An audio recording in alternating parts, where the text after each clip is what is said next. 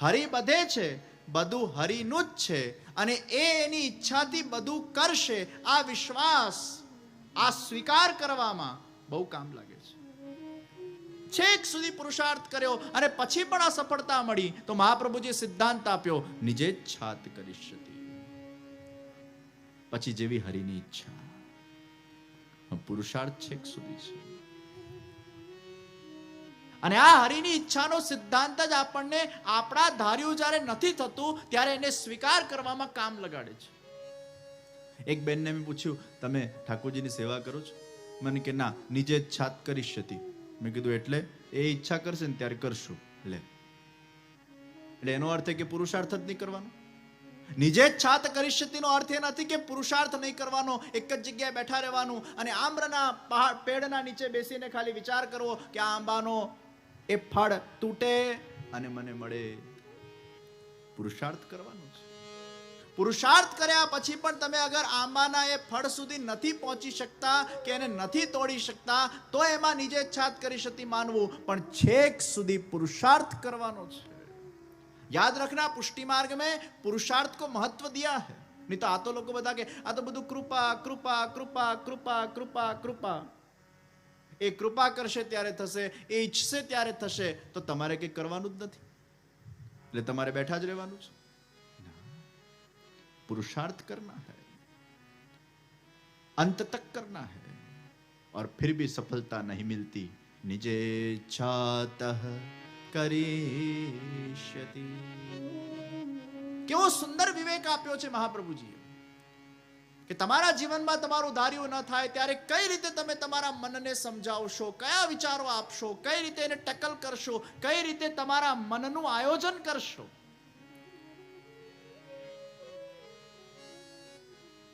કેવી સમજ શક્તિ ઊભી કરશો.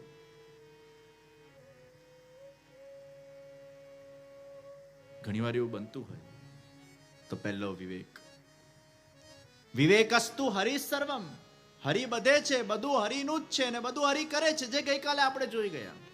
બીજો વિવેક નિજેચ્છાત કરિષ્યતિ. અને ત્રીજો વિવેક પ્રાર્થિતે વા તત કિમ સ્યાત સ્વામ્ય અભિપ્રાય સંશયા. ભગવાન સામે પ્રાર્થના નહીં કરવી. આ માંગણીનો જે માર્ગ છે ને એ બહુ નકામો માર્ગ છે. માંગણીના માર્ગના અંદર તમને અસંતુષ્ટિ જ મળશે, ક્યારે સંતુષ્ટિ નહીં મળે. છોકરો નાનો હતો, ભગવાન પાસે માંગે, ભગવાન મને સ્કૂલમાં પાસ કર, સ્કૂલમાં પાસ થયો. મોટો થયો, ભગવાન મને કોલેજમાં પાસ કર, કોલેજમાં પાસ થયો. હજી મોટો થયો, ભગવાન હવે મને લગ્ન કરાવી આપે, લગ્ન થઈ ગયા. હજી મોટો થયો, ભગવાન હવે સંતાન, તો એને સંતાન મળી. હજી મોટો થયો, આ છોકરાઓ સારું ભણીને પરવારે, એ લોકો છોકરાઓ સારી ભણીને પરવારે. હવે ભગવાન આના લગ્ન પ્લીઝ, લગ્ન. હવે ભગવાન આના વ્યાજ. હવે ભગવાન મારી હેલ્થ થોડી સારી રહે, હેલ્થ સારી. હવે ભગવાન કે બોલ શું જોઈએ તને? બસ ભગવાન આ રીતે છે ને તંદુરસ્તીમાં જ મને ઉપાડી લે. મારે રીબાવું નથી, મને બેડ રેસ્ટ જોઈતો નથી, મારે આમ પેલું નળીઓથી પેટમાં ભોજન કરવું પડે, આ બધી વ્યવસ્થાઓ જોઈતી નથી. હવે આ તંદુરસ્તીમાં જ તું મને ઉપાડી લે. પાછું બંધન આવ્યું. જ્યાં તમે બંધન નાખ્યું કે મને ભગવાન આવું જોઈએ છે, મારી આવી ઈચ્છા છે, ત્યાં જ તમે અશાંતિને નોતરો છો. એના કરતા તમારા જાતને એવું કહો, ભગવાન મને જે સ્થિતિમાં રાખે, ભગવાન મને જે આપે, ભગવાન મને જેવી રીતે રાખે, અરે કદાચ મારે રીબાવાનું પણ હશે તો એ રીબાવાનું પણ મને મંજૂર છે, અને તંદુરસ્તીમાં વિદાય લેવાની હશે તો એ તંદુરસ્તીની વિદાય પણ મને મંજૂર છે. હરિ કરે સો ખરીનો સિદ્ધાંત જેના જીવનમાં છે એ બંને પરિસ્થિતિઓનું સ્વાગત કરી શકે છે. પણ જ્યાં તમે એવું મનમાં નક્કી કર્યું કે આ મને નથી જોઈતું અને આ જોઈએ છે, એટલે બંધાયા. અને આ બંધન જ અશાંતિનું સૌથી મોટું કારણ છે. Don't conflict with your life. You always conflict when you are creating a concept, I want this, and if you don't get it, then you become unhappy. I want this નો કોન્સેપ્ટ રાખજો, પણ એ ન મળે તો plan બી ને plan C રાખજો. ત્યાં વિવેક બુદ્ધિથી નિજેચ્છાત કરીશ.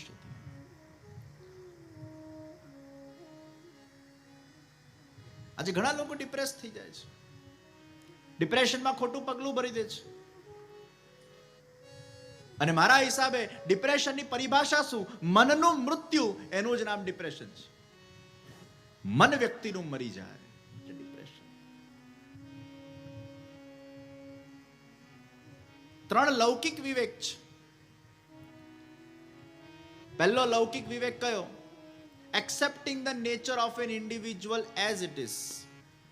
બીજું, understanding the nature of an individual. ત્રીજું, adjusting yourself with the nature of an individual.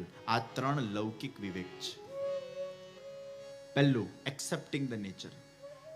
જે વ્યક્તિ જેવો છે એવો જ રહેવાનો છે, એમાં કોઈ પરિવર્તન આવવાનું નથી. આપણે બધા દુઃખી કેમ થઈએ છીએ? કારણ કે આપણે એક્સપેક્ટ કરીએ છીએ કે આ વ્યક્તિમાં, આના સ્વભાવમાં પરિવર્તન આવે, અને ક્યારેય આવતું નથી, એટલે આપણું મન અશાંત થાય છે.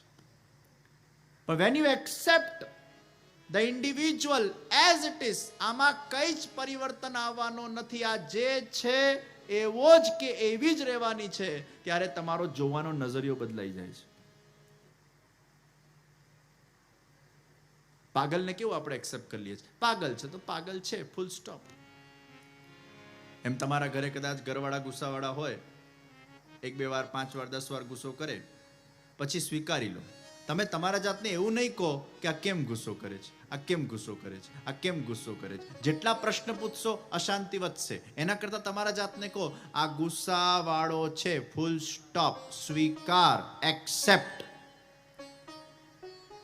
અને એકવાર સ્વીકારી લીધું ને પછી પેલો ગુસ્સો કરશે ને તો આપણને બહુ મજા આવશે. આહ, કેવી સરસ એની આંખો છે, લાલ લાલ, વાહ, ગુસ્સા કરને કી ક્યા અદા હૈ, વાહ, ગુસ્સા ભી ऐसा होना चाहिए.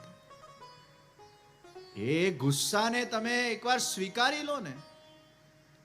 દરેક વસ્તુને આ જીવનમાં પચાવવી પડે ભાઈ. એકવાર પચી જાય ને પછી રાહત થઈ જાય. ખાવાની વસ્તુ પણ પચી જાય પછી રાહત થાય, એમ વ્યક્તિનો સ્વભાવ પણ પચી જાય પછી રાહત થાય. પણ જો સ્વભાવનો અપચો કરશો ને તો પેલું નડ્યા કરશે, નડ્યા કરશે, નડ્યા કરશે. અને આ દુનિયામાં ઇનડાઇજેશન જેવો રોગ એ બીજો કોઈ રોગ નથી. પેટ બગડે તો આખું શરીર બગડે, એમ મન બગડે તો આખું જીવન બગડે. એ મનને બગાડતા નહીં કોઈકના સ્વભાવથી. સ્વભાવને પણ પચાવવું પડે ભાઈ. Digest the nature of an individual, because you cannot change the nature of an individual. What it is as it is. પ્રકૃતિને આપણે બદલી શકીએ છીએ. વરસાદ આવે તો આપણે રેનકોટ પહેરીએ છીએ, ગરમી લાગે તો આપણે એવા કપડાં પહેરીએ છીએ, ઠંડી લાગે તો આપણે સ્વેટર પહેરીએ છીએ. આપણે પ્રકૃતિ પ્રમાણે ચાલીએ છીએ. પ્રકૃતિ આપણા પ્રમાણે ચાલે છે? ના. ऋतु अनुसार हम अपने मन को जैसे बदलते हैं, उसी प्रकार व्यक्ति के स्वभाव के अनुसार व्यक्ति को अपने आप को उसमें मोल्ड करना पड़ता है, उसके साथ एडजस्ट करना पड़ता है, उसको एक्सेप्ट करना पड़ता है और उसको अंडरस्टैंड करना पड़ता है. एक्सेप्टिंग, अंडरस्टैंडिंग एंड एडजस्टिंग, આ 3 ગુણ જે વ્યક્તિના અંદર, આ 3 વિવેક જે વ્યક્તિના અંદર, વ્યવહારિક જગતના અંદર છે, એ વ્યક્તિ હંમેશા સુખી થઈ શકે છે. એ ક્યારે પણ દુખી થતો નથી, કારણ કે એના અંદર આ 3 મુખ્ય ગુણો છે. હવે આપણે આનું ઊંધું કરીએ છીએ. આપણે એક્સેપ્ટ જ કરતા નથી અને ઉલટું પ્રશ્ન કર્યા કરીએ, કેમ આવો, અને પછી પાછી મુદત પાડીએ. આ જ્યાં સુધી આના સ્વભાવને બદલશે નહીં ત્યાં સુધી મને ગમશે નહીં. એટલે જિંદગી ભર એવો ને એવો જ રહે. એ રાહ જોઈને બેઠો હોય ક્યારે બદલાય, ક્યારે બદલાય. એ નહીં બદલાય. You have to used to it. And we have this tendency to get ourselves used to it, but we don't want to. અમારા વંદનાબેન અહીંયા બેઠા છે, ચૂના ભટ્ટીમાં રહે છે. એ સૂઈ ગયા હતા, હમણાં જાગ્યા, નામ લીધું એટલે. એ શાંતિથી બેઠેલા. એ ચૂના ભટ્ટીમાં રહે છે. અને તમારા ઘરના બાજુમાંથી ટ્રેન બહુ જાય ને, રેલવે સ્ટેશનના પાસે છે ને. બહુ વર્ષો પહેલા હું નાનો હતો ત્યારે રોકાયો હતો, મને યાદ છે. એમના ઘરે બાજુમાં જ ટ્રેનો જાય, એટલી બધી ટ્રેનો આમ હોર્ન વગાડતી જાય. એકવાર એમના ત્યાં સૂતો તો મને આખી રાત ઊંઘ નથી આવી. 15-20 વર્ષ પહેલાની વાત છે. એ વખતે મારી ઉંમર કેટલી ખબર નહીં. એ મને યાદ છે કે એમના ઘરે ઊંઘ્યો નહોતો. પણ હવે એમને તમે પૂછો ને તમને ઊંઘ આવે છે? હવે કદાચ જો ટ્રેન ના જાય ને તો એમને ઊંઘ ના આવે. હવે એની આદત પડી ગઈ કે ટ્રેનના હોર્નની એવી આદત પડી ગઈ કે હવે જ્યાં સુધી પેલો હોર્ન ના વાગે, કારણ કે હવે એને સ્વીકારતા ગયા. જે છે આજ છે, જે છે આજ છે, જે છે આજ છે. આના સાથે જ રહેવું પડશે, આના સાથે જ જીવવું પડશે. આ જ જીવન છે, અહીંયા જ જીવન છે. ઘર બદલાય એવી કોઈ સંભાવના નથી. Accept, adjust, understand. અને પછી કેવું મન માની જાય છે. પછી એ હોર્ન આપણને અખરતું નથી. જ્યાં 3 સૂત્ર તમારા જીવનમાં તમે ઇમ્પ્લિમેન્ટ કરી નાખ્યા, પછી જીવનના અંદર કેટલાય શોર ગશોલ તમારા આજુબાજુ ચાલ્યા કરે, કેટલાય કાંટાઓ આજુબાજુ હોય, પણ તમે હંમેશા ફૂલ બનીને એમાંથી સુગંધને પસરાવ્યા કરતા હો છો. એ કાંટાઓ તમને અફેક્ટ નથી કરતા, કારણ કે તમે ફૂલ બની ગયા છો અને કાંટાઓના આદિ બની ગયા છો. મને એક જણાએ પૂછ્યું, how to have a problem free life. સમસ્યા વગરનું જીવન કઈ રીતે પ્રાપ્ત થાય? એટલે મેં એને જવાબ આપ્યો, to expect a problem free life is the biggest problem of the life. To expect a problem free life is the biggest problem of the life. क्या जीवन समस्या के बिना हो सकता है? नहीं. क्या जीवन प्रॉब्लम्स के बिना हो सकता है? नहीं. एक समुद्र कभी भी ऐसा एक्सपेक्ट नहीं कर सकता कि मुझे एक लहरों के बिना का जीवन मिले. अरे समुद्र, अगर समुद्र है तो लहरें आएंगी ही. एक फूल कभी भी ऐसा एक्सपेक्ट नहीं कर सकता कि मुझे कांटे बिना का जीवन मिले. अगर तू फूल बना है तो कांटे तुझे मिलने ही वाले हैं.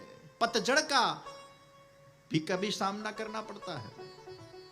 એ વાવાઝોડાનો એ સામનો કરવો પડે. એકવાર એક પેલા ઘાસના ફૂલને થયું, એ ઈંટોના વચ્ચે આમ દબાયેલું હતું, તો ઘાસના ફૂલને થયું કે કાશ હું ગુલાબનું ફૂલ બનતે, કાશ મેં ગુલાબ કા ફૂલ બનતા. એટલે ઘાસના બીજા ફૂલો જે આજુબાજુ બેઠેલા ને એને કીધું કે આ ગુલાબના ફૂલ બનવામાં કઈ સાર નથી, ભલે પદવી મોટી છે પણ હેરાનગતિ બહુ છે, એમાં સ્ટ્રગલ બહુ છે, સંઘર્ષ બહુ છે. એના કરતાં આપણે સુરક્ષિત છીએ. વરસાદ આવે તોય સુરક્ષિત, વાવાઝોડું આવે તોય સુરક્ષિત, આપણને કંઈ અડે નહીં. આપણા ઈંટોના વચ્ચે એવા દબાયેલા છીએ કે બહુ વાંધો નથી આવતો, આપણે પ્રોટેક્ટેડ છે. वो घास के फूल को लगा, अरे ये तो कोई जीवन है. ઘણીવાર પ્રોબ્લેમ્સ ના હોય ને તો એ જીવનમાં મજા ના આવે, અને ઘણીવાર બહુ પ્રોબ્લેમ્સ આવી જાય તો એ જીવનમાં મજા ના આવે. ઘણીવાર આપણને ખબર નથી પડતી આપણને જોઈએ છે શું. બહુ ઠંડી પડે તો બહુ ઠંડી, બહુ ઠંડી, બહુ ગરમી પડે તો બહુ ગરમી, બહુ ગરમી, બહુ વરસાદ પડે તો બહુ વરસાદ, બહુ વરસાદ. તને જોઈએ જ શું? બહુ તડકો, બહુ તડકો. ઘાસના ફૂલે ભગવાનને પ્રાર્થના કરી, ભગવાન તું મને ગુલાબનું ફૂલ બનાવી દે.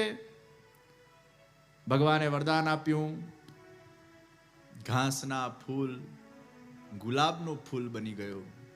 અને જ્યાં એ ગુલાબનું ફૂલ બન્યો, કાંટાઓના વચ્ચે રહેવા લાગ્યો. એવા વાવાઝોડા આવ્યા, એવા વરસાદો પડ્યા, એ ગુલાબનું ફૂલ છિન્ન ભિન્ન થઈને એની પંખુડીઓ એ વિખરાવા લાગી અને જમીન પર પડવા લાગી. અને એ ગુલાબના ફૂલે જ્યારે જમીન પર પડીને પેલા ઘાસના ફૂલ સાથે જ્યારે મુલાકાત કરી, ત્યારે પેલા ઘાસના ફૂલે હસતા હસતા કીધું, મેં તને ના પાડી હતી ગુલાબ બનવામાં કંઈ જ સાર નથી, ખોટો તું ગુલાબ બન્યો, ખોટો તું હેરાન થયો. ત્યારે ગુલાબના ફૂલે કીધું, અરે ઘાસના ફૂલ, એકવાર તું આ એક્સપિરિયન્સ તો કરી જો, ગુલાબના ફૂલ બની તો જો, એનો આનંદ જ કંઈ અલગ છે. અરે बिखरना तो सबको है, मरना तो सबको है, लेकिन मैं जी कर मरा हूं. समस्या बिना का जीवन क्या जीवन है? संघर्ष बिना का जीवन क्या जीवन है? एक बार गुलाब के फूल बनकर तो देखो, जी कर तो देखो, संघर्ष भी हमारे लिए सहज बन जाएंगे.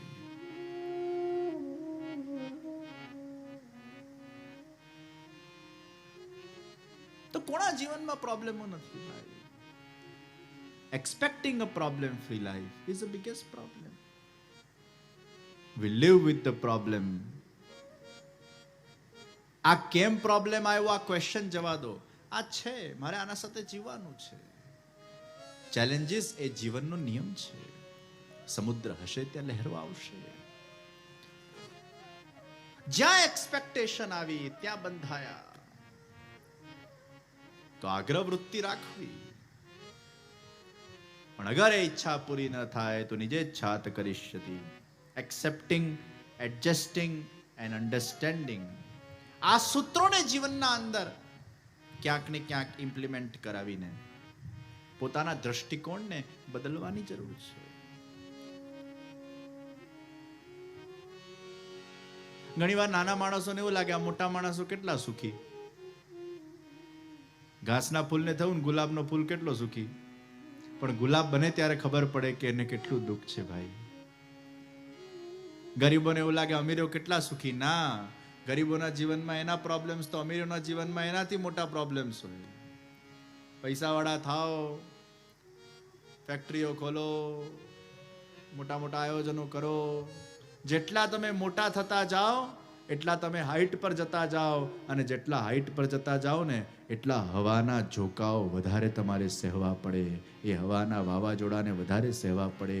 નીચે હતા તો હજી કદાચ સુખી હતા, પણ હજી તમે ઊંચા થતા જાઓ તો એ વાવાઝોડાઓને સહન કરવું પડે. તમારે ઘણા ચેલેન્જીસને સહન કરવા પડે, ઘણા સ્ટ્રગલ્સને સહન કરવા પડે, અને ત્યારે જઈને તમે ઊંચાઈ પર પહોંચતા હો છો. પણ જેને પહોંચવું છે ઊંચાઈ પર, એ આ બધું સહન કરતો કરતો એ શિખર પર પહોંચી જાય છે, અડિગતાથી પહોંચી જાય છે, ગભરાતો નથી. જીવનને ક્યારે પણ એ પ્રોબ્લેમ તરીકે નથી લેતો, જીવનને એક ચેલેન્જ તરીકે લે છે. And when you take life as a challenge, that challenge becomes a game for you. And when you play a game, even though you lose or win, still you get fun out of it, because you're taking the life as a challenge, not the life as a problem.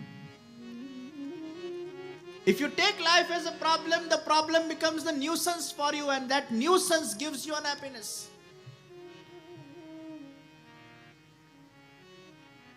તો જ્યાં expectation આવી, બંધાયા. વિવેકસ્તુ હરિ સર્વં નિજેચ્છાત કરીષ્યતિ. આ મનને સમજાવવાનો એક પ્રકાર છે, અને આપણું મન સમજી જાય છે.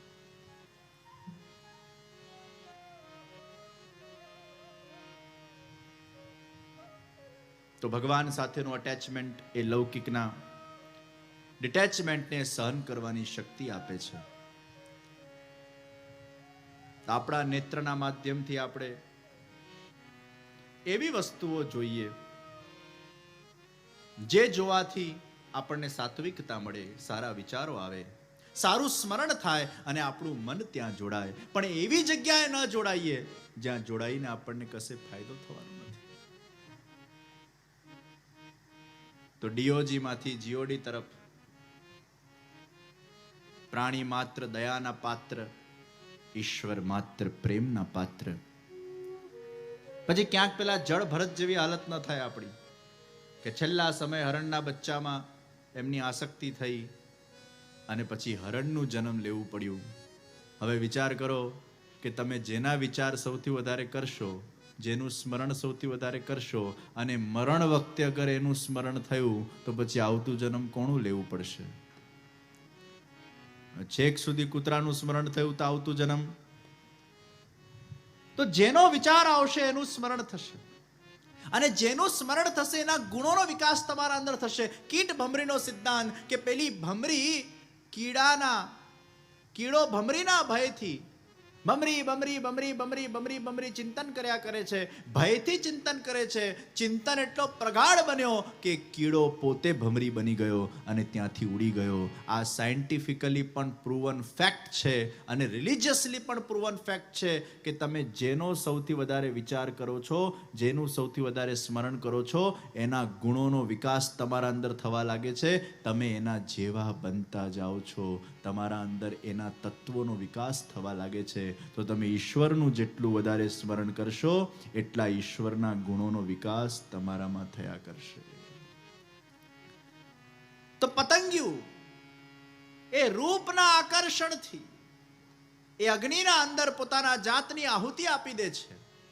એટલે જ કહેવામાં આવ્યું કે આંખ દ્વારા બહિર્મુખતા નહીં પણ અંતર્મુખતા પણ આવવી જોઈએ, પ્રભુનું દર્શન પણ થવું જોઈએ. શ્રવણેન્દ્રિયમાં પણ સંયમ રાખવાની જરૂર છે. હિરણ શિકારીઓ સરસ સંગીત વગાડે અને હિરણીઓને આકર્ષિત કરે અને સંગીતની ધૂન સાંભળતા સાંભળતા સાંભળતા એવા તલ્લીન બની જાય કે શિકારી એનો શિકાર કરી નાખે. તો શ્રવણ ઇન્દ્રિયમાં પણ સંયમ રાખવાની જરૂર છે. હિરણ એ શ્રવણ ઇન્દ્રિયમાં સંયમ નથી રાખતો એટલે પોતાનું જીવન ગુમાવી બેસે છે. સ્પર્શ ઇન્દ્રિય, હાથી હથણીના આજુબાજુ ખાડા ખોદવામાં આવે અને ઘાસ પાથરવામાં આવે અને પેલો હાથી હથણીને સ્પર્શ કરવાના સુખને કેન્દ્રમાં રાખીને દોડતો દોડતો આવે. એને એવું લાગે અહીંયા જમીન છે પણ ખાડાના ઉપર ઘાસ પાથરેલી હોય છે અને એ ખાડામાં પડે છે અને બિચારાને રીબાઈ રીબાઈ રીબાઈ રીબાઈને મારી નાખવામાં આવે છે. તો એ સ્પર્શેન્દ્રિય, એમાં જો સંયમ નહીં હોય તો પણ જીવન ગુમાવવું પડે છે. ઘ્રાણેન્દ્રિય, ભમરો કમળના વચ્ચે જઈને રહે અને એ કમળની સુગંધમાં એટલો આસક્ત થઈ જાય છે કે ભમરો ધારે તો કમળમાંથી બહાર નીકળી શકે છે પણ એ કમળના જ અંદર એ સુગંધમાં એ નશામાં એવો વ્યસ્ત થઈ જાય છે કે એકવાર હાથીઓનું ઝુંડ આવે છે અને હાથીનો એક પગ એ કમળ પર પડે છે અને ભમરો ત્યાંનો ત્યાં જ અચ્યુતમ કેશવમ માધવમ થઈ જાય છે. એ ગ્રહણ ઇન્દ્રિય પર સંયમ રાખી શકતો નથી. સ્વાદ જીહ્વા, માછલી એને સ્વાદ પર કંટ્રોલ નથી એટલે જ પેલું લોટ બાંધીને જ્યારે પાણીમાં નાખવામાં આવે છે અને સ્વાદથી લલચાઈને જીહ્વાથી લલચાઈને ખાવા જાય છે અને એનો શિકાર થઈ જાય છે. વાણી પર પણ સંયમ જરૂરી છે. વાણી પર અગર સંયમ નહીં હોય, આ વાણી કોઈને પાણી પાણી પણ કરી શકે, વાણી કોઈને સવારી પણ શકે અને વાણી કોઈને મારી પણ શકે. વાણીમાં સવારવાની પણ શક્તિ છે અને વાણીમાં મારવાની પણ શક્તિ છે. દરેક ઇન્દ્રિયો પર સંયમ જરૂરી છે. અને આ ઇન્દ્રિયો પર સંયમ ક્યારે આવે? જ્યારે વ્યક્તિના મન પર સંયમ આવે. જ્યારે વ્યક્તિનું મન કંટ્રોલમાં આવે ત્યારે જ એની ઇન્દ્રિયો કંટ્રોલમાં આવતી હોય છે. તો પ્રશ્ન થાય, આ મનને કંટ્રોલમાં કેવી રીતે લાવવું? આ મનને અંતર્મુખ કઈ રીતે કરવું? આ મનને લૌકિકમાંથી અલૌકિક કઈ રીતે બનાવવું? તો જેમ શરીર માટે કહેવામાં આવે કે શરીરને સ્વસ્થ રાખવું હોય તો રોજ વોકિંગ કરવું જોઈએ, જીમમાં જવું જોઈએ, પ્રોપર આહાર લેવું જોઈએ, વ્યવસ્થિત રીતે સમય સમય પર ચેકઅપ કરાવવું જોઈએ, ગરમ પાણી પીવું જોઈએ, ઠંડી વસ્તુઓથી દૂર રહેવું જોઈએ. આવા વિશેષ વસ્તુઓ શરીર માટે સહાયક હોય છે. આહાર વ્યવસ્થિત હોવું જોઈએ, કસરત બરાબર થવી જોઈએ, એ શરીર માટે સારું છે. તો પ્રશ્ન થાય, આપણા મન માટે શું સારું છે? તો આપણા ત્યાં કહેવામાં આવ્યું, મન માટે રોજ પંચામૃતનું સેવન થવું જોઈએ. અને આ પંચામૃત એટલે પીવાનું પંચામૃત નહીં. આ પંચામૃતના મુખ્ય 5 વિષય જે આપણા મન માટે સારા છે. એમાં સૌથી પહેલું ભગવાનનું સત્સંગ, ભગવાનનું સ્મરણ, ભગવાનની સેવા, તીર્થયાત્રાઓનું ગમન અને ભગવાનના કીર્તન. આ પંચામૃત છે. જે નિત્ય ભગવાનની સેવા કરે છે, નિત્ય ભગવાનના કીર્તન સાંભળે છે, જે નિત્ય ભગવાનની કથાનું શ્રવણ કરે છે, તીર્થયાત્રાઓ કરે છે, સ્મરણ કરે છે. આ પંચામૃત જેના જીવનના અંદર છે એનું મન ધીરે ધીરે ધીરે કરતા કરતા અલૌકિક બનવા લાગે છે. શ્રી પ્રભુને પ્યારા શ્રી યમુનાજીના લાડીલા એવા રસિક સત્સંગી વૈષ્ણવોને જે શ્રીના આ વચનામૃત ગમ્યા હોય તો આ વિડીયોને લાઈક કરજો, શેર કરજો અને કમેન્ટ બોક્સમાં જય શ્રી કૃષ્ણ જરૂર લખજો અને અમારી ચેનલ શ્રી વલ્લભને સબસ્ક્રાઇબ કરવાનું ભૂલશો નહીં. સર્વે વહાલા વૈષ્ણવોને ભાવથી જય શ્રી કૃષ્ણ.